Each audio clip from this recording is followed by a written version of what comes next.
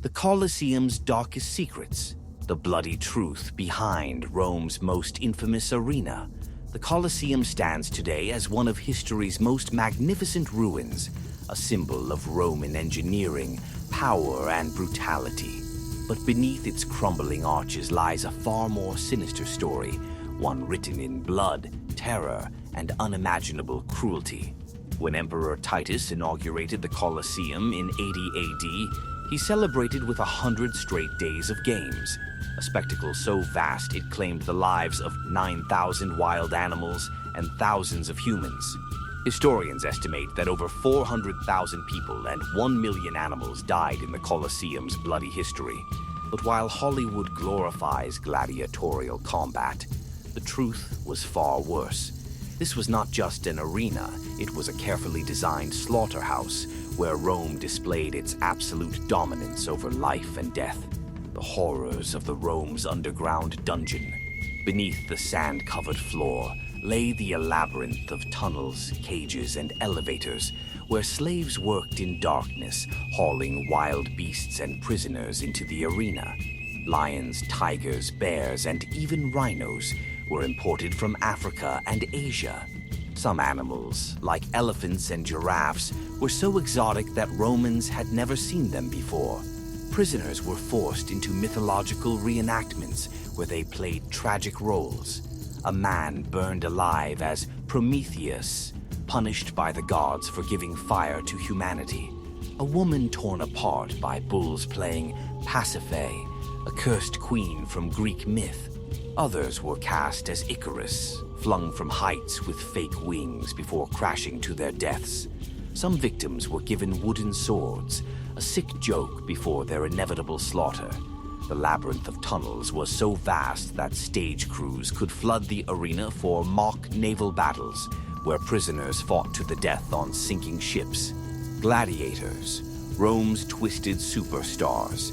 Before stepping into the arena, gladiators underwent rigorous training in specialized schools, ludi gladiatori. The most famous of these, the Ludus Magnus, stood right next to the Colosseum.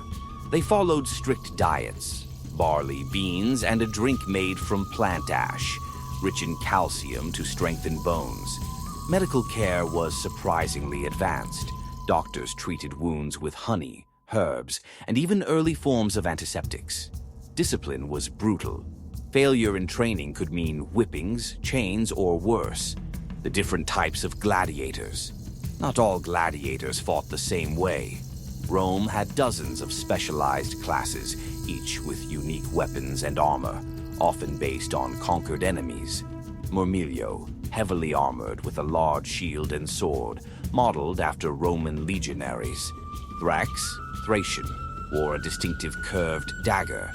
Sika, and a small shield inspired by Thracian warriors.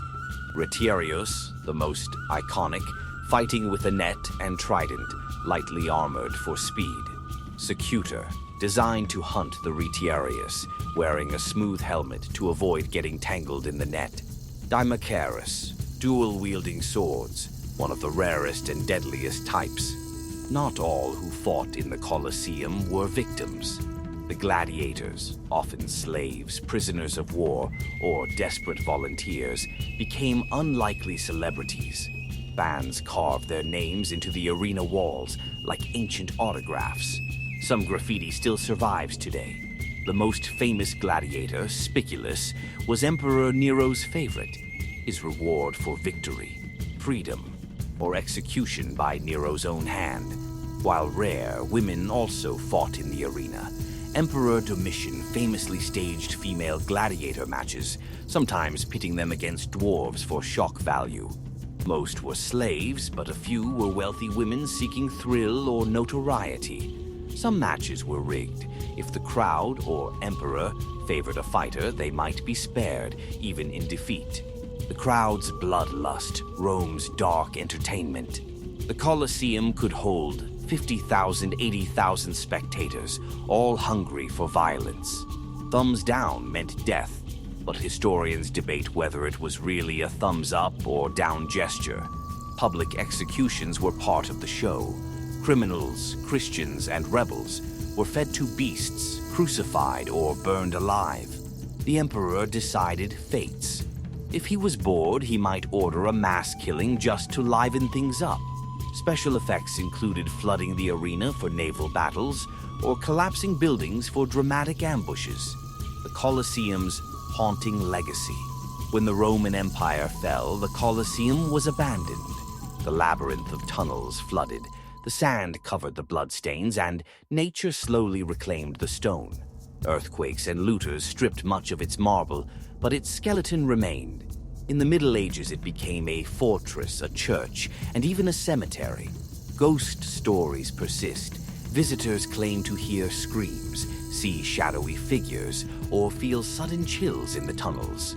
Today, the Colosseum is a UNESCO World Heritage Site, but its past is a grim reminder of how far humanity can sink in the name of entertainment.